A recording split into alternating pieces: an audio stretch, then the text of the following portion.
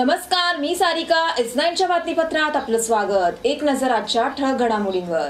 Police असल्याची खोटी बतावणी करणाऱ्या टोळीला ग्रामीण पोलिसांनी केले अटक. तर भांडूप महाराष्ट्र नगर नाल्याच्या साफसफाईकडे पालिकेचे दुर्लक्ष.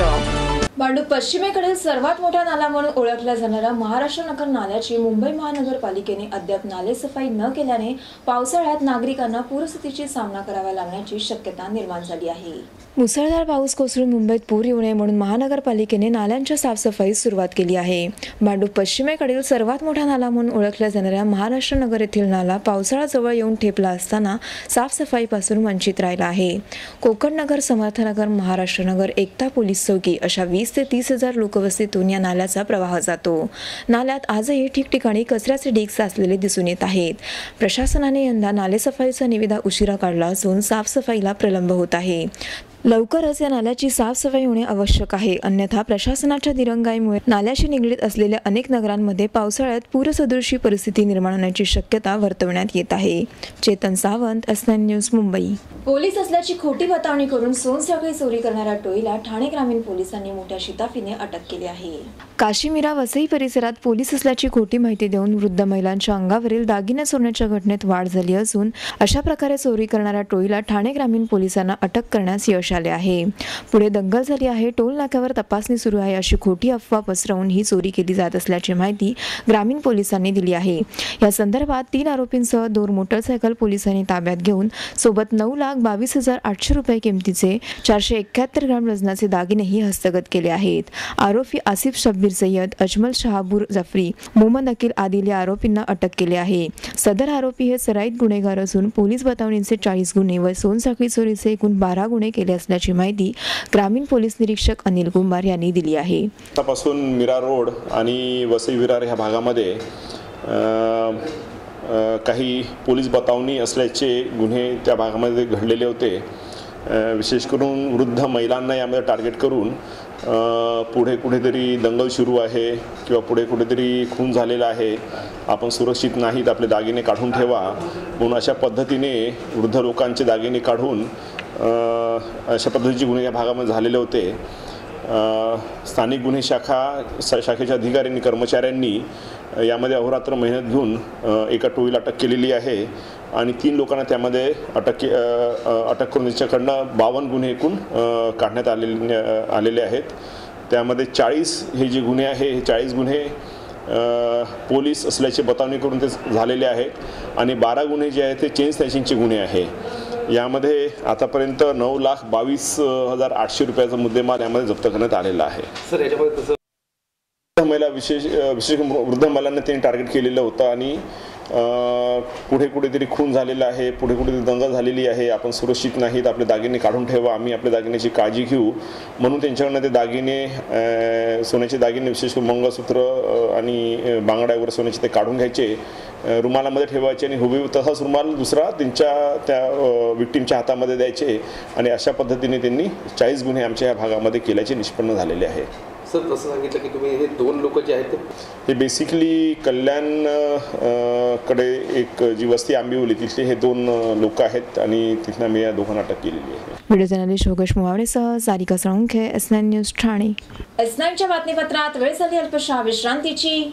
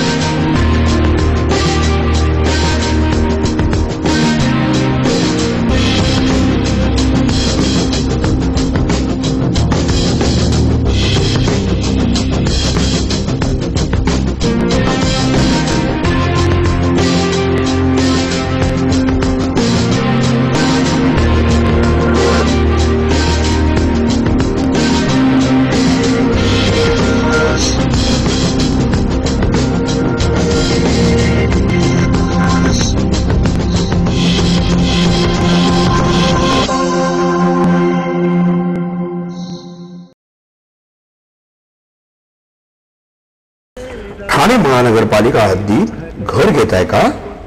मग ते अनधिकृत तर नाही ना, याची खातर जमा करा. अनधिकृत घर घेणं हा विकणाऱ्यासोबत विकत घेणारा देखील तितकाच दोषी असतो. तेव्हा घराची डोळस खरेदी करा. आपली कुठे फसवणूक तर होत नाही ना, यासाठी ठाणे महानगरपालिका मुख्यालयातील 4थ्या मजल्यावरील बांधकाम विभागात घराचा सर्वे नंबर, टिक्का नंबर याची खातर जमा करा. घराचं स्वप्न अवश्य करूया साकार, पण अनधिकृत घराचा नका करू कधीही विचार. अधिकृत घर म्हणजे उद्याची देखील निश्चिंती.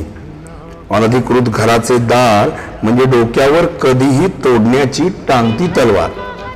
जगणं तुमचं होऊ दे सुरेल गाणं, स्वच्छ सुंदर आणि अधिकृत घरांचं हसरं ठाणं.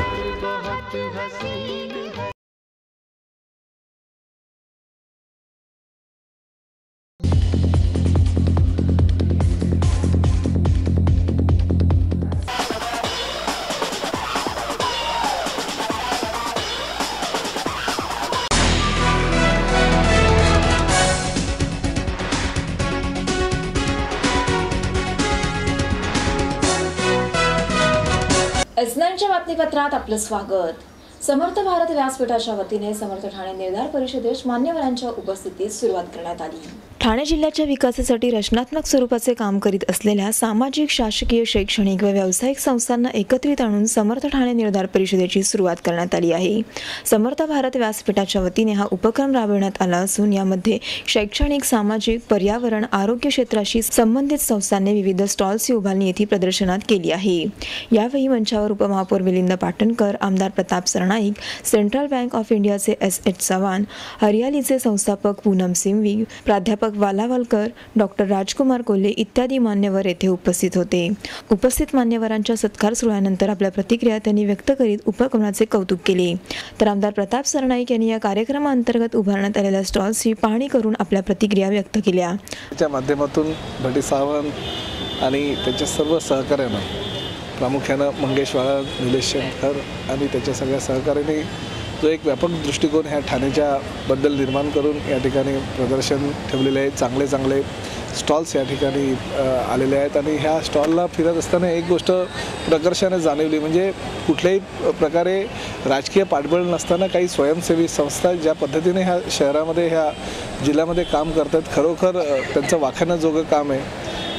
कुठल्याही प्रकारे त्यांना कुठल्याही संस्थेचा आशीर्वाद नाही, राजकीय पक्षाचं पाठबळ नाही, तरीसुद्धा समाजसेवेसाठी त्यांनी जे व्रत घेतलेलं आणि या भारतासाठी मी काहीतरी करावं, ह्या मी भारतीय असल्याचा मला अभिमान आहे आणि त्या माध्यमातून ह्या देशासाठी काहीतरी निर्माण करणं, काहीतरी वेगळं करण्याची ज्यांची भावना आहे, ती सगळी मंडळी एकत्र ह्या व्यासपीठाच्या माध्यमातून भेटली.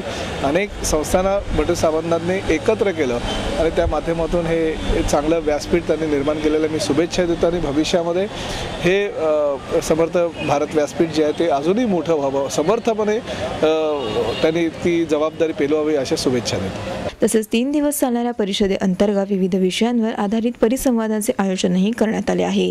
व्हिडिओ जर्नलिस्ट योगेश मोवाडेसह सारिका साळुंखे, एसएन न्यूज ठाणे. ठाण्यात राम मारुती रोड येथील हळदणकर सभागृहात जॅपनीज अरोगमी कलेचे प्रदर्शन व कार्यशाळेचे आयोजन करण्यात आले आहे.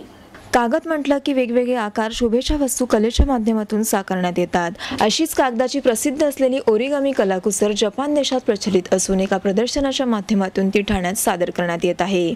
ओरिगामी ठाणे या संस्थेच्या माध्यमातून ठाणेकरांना या कलेचे ज्ञान देण्याच्या उद्देशाने प्रदर्शन व कार्यशाळेचा उपक्रम येथे राबवण्यात आला आहे.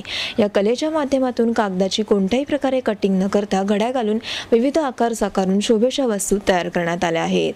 प्राणी, पक्षी, भौगोलिक, गणिती आकार, stand, flower pot, frames, mask, chessboard, dinosaur यांसारख्या विविध आकारांच्या शोभेच्या वस्तू प्रदर्शनात सादर करण्यात आल्या आहेत. लहान मुलांची एकाग्रता वाढवणे, व्यक्तिमत्व विकास घडवणे इत्यादी गोष्टी या कलेच्या सहाय्याने सहजरित्या साध्य होतात. या उपक्रमाविषयी अधिक माहिती जयंत कायाळ यांनी S9शी बोलताना दिली आहे. आमची संस्था 2008 मध्ये आम्ही स्थापन केली.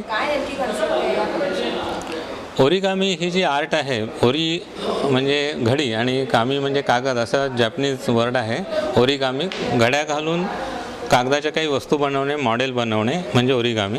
आणि ह्याच्यामध्ये कटिंग आणि पेस्टिंग बिलकुल नसतं. तर अशा प्रकारे आपण जवळजवळ दिसणाऱ्या कुठल्याही वस्तू बनवू शकतो. आणि ह्या आर्टमुळे लहान मुलांना जसा फायदा होतो, त्यांचं कॉन्सन्ट्रेशन वाढतं, डिसिप्लिन लागते आणि दे स्टार्ट थिंकिंग. तसंच वयस्कर माणसांनासुद्धा हल्ली जो ब्लड प्रेशर वगैरेचा जो त्रास आहे तो कंट्रोलमध्ये ठेवण्यासाठी, ताब्यात ठेवण्यासाठी त्याचा उपयोग होऊ शकतो. तर ह्यामध्ये बरेच प्रकार आहेत की मुख्य म्हणजे कागद कापायचा नाही आणि त्याला पेस्टिंग नाही करायचं, नुसत्या घड्या घालायच्या. तर याच्यामध्ये आपण ॲनिमल्स बनवू शकतो, फुलं बनवू शकतो, इतर जॉमेट्रिकल शेप्स बनवू शकतो आणि इतर काही मॉड्युलर ओरिगामी म्हणून म्हणजे एकच टाईपचं युनिट 100-200 बनवून त्याचे बॉल्स बनवू शकतो. जसा हा एक आपण बॉल बघितलेला आहे. तर ह्याच्यामध्ये हे एक युनिट आहे आणि ते एकमेकांमध्ये असं लॉकिंग केलेलं आहे.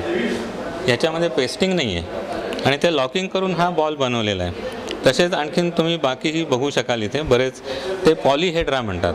व्यावसायिकदृष्ट्या सध्या आपल्याकडे फारसा तिथे स्कोप नाही आहे, परंतु याचा मॉडेलिंग आणि ॲडव्हर्टाइजमेंटमध्ये याचा फार फायदा होतो. सध्या तुम्ही बघितलं असेल काही कंपन्यांच्या जाहिरातीत किंवा कार किंवा असे त्यांचं त्या मॉडेल ओरिगामीचा त्यांनी उपयोग केलेला आहे. ते साधा कागद असतो, मॉडेल फोल्ड होतो, अनफोल्ड होतं कारचं. तर अशा प्रकारे आणखीन याला स्कोप बराच आहे.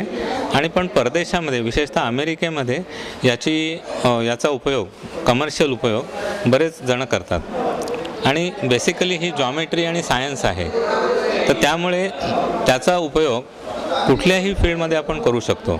फक्त आपली कल्पनाशक्ती आपण लढवली पाहिजे. ठाण्यामध्ये आम्ही आता 24 तारखेला आज संध्याकाळी 5:30 वाजता त्याचं उद्घाटन आहे आणि त्याच्यानंतर उद्या आणि परवा म्हणजे 25 आणि 26 मे रोजी सकाळी साधारण 9 पासून रात्री 8 पर्यंत एक्झिबिशन तर खुलं राहीलच. सर्वांना काही त्याची एंट्री फी नाही आहे.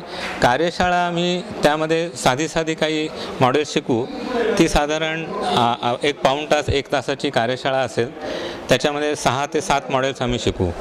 ती मुलांसाठी, मोठ्या माणसांसाठी, सगळ्यांसाठी उपयोगी आहेत. ठाणेकर नागरिकांना ही जी कला आहे, ज्यांना माहीत नाही त्यांनी ही माहीत करून घ्यावी आधी. आणि या कलेचे उपयोग फार आहेत, म्हणजे पर्सनॅलिटी डेव्हलपमेंटमध्ये सुद्धा याचा उपयोग होऊ शकतो. तर त्यासाठी आणि आत्ता आधी सांगितल्याप्रमाणे काही जे उपयोग आहेत, मुलांचं कॉन्सन्ट्रेशन वाढतं, डिसिप्लिन वाढते, विचारशक्ती वाढते, तर तसे उपयोग बरेच होऊ शकतात. व्हिडिओ जर्नलिस्ट योगेश मुवाडेसह सारिका साळुंखे, S9 न्यूज ठाणे.